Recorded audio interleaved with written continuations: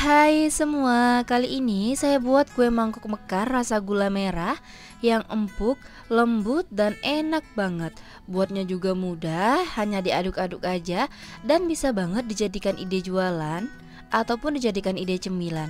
Yuk langsung aja kita buat sama-sama.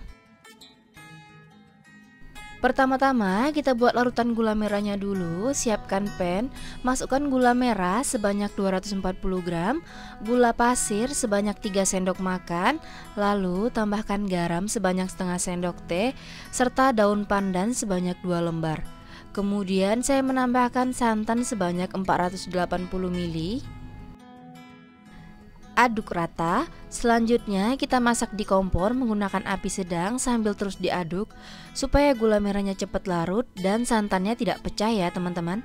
Kita masak sampai mendidih. Setelah mendidih, matikan api kompornya dan kita terus aduk supaya uap panasnya keluar ya teman-teman.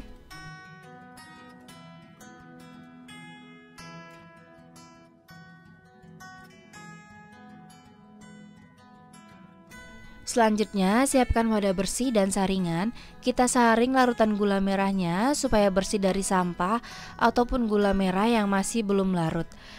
Larutan gula merahnya sebaiknya digunakan dalam kondisi benar-benar dingin, dan ini akan saya sisihkan terlebih dahulu. Selanjutnya, siapkan wadah bersih dan masukkan tepung beras sebanyak 22,5 sendok makan atau setara 225 gram.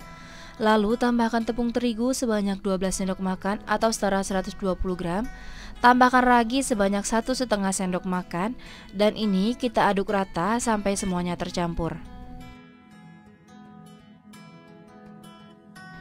Setelah semuanya tercampur, kita masukkan larutan gula merah yang udah benar-benar dingin ya teman-teman.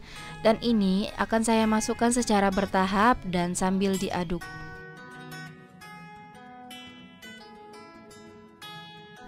Sebaiknya gunakan gula merah yang berwarna hitam pekat supaya nanti hasil akhir dari kue mangkoknya ini warnanya cantik ya teman-teman.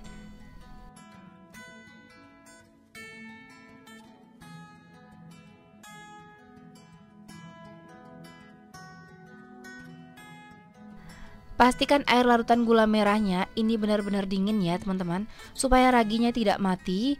Dan kita aduk sampai benar-benar tercampur rata.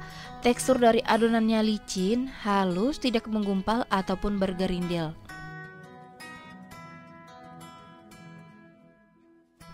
Boleh disaring adonannya supaya memastikan bahwa adonannya udah benar-benar halus, licin, tidak menggumpal ataupun tidak bergerindil ya teman-teman.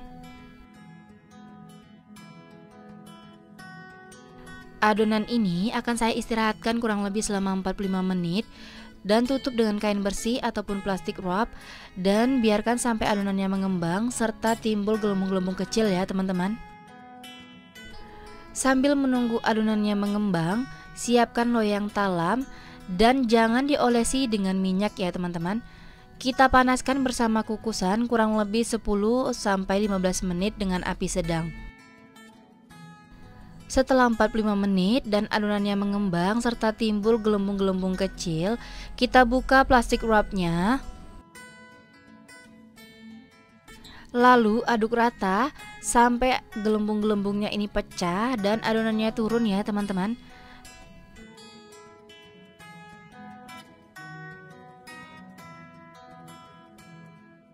Selanjutnya saya tambahkan baking powder sebanyak 1 sendok teh dan saya aduk rata sampai semuanya tercampur. Dan kalau udah tercampur rata, langsung aja kita kukus. Kukusan dan cetakan talamnya udah benar-benar panas. Kita buka tutup kukusannya dan kalau kukusan biasa, tutup kukusannya dialasi dengan kain bersih supaya uap panasnya tidak menetes ke bawah. Dan kita isi ke dalam cetakannya adonannya sampai benar-benar penuh ya teman-teman. Dan ini akan saya kukus kurang lebih selama 20 menit dengan api yang paling besar sampai matang.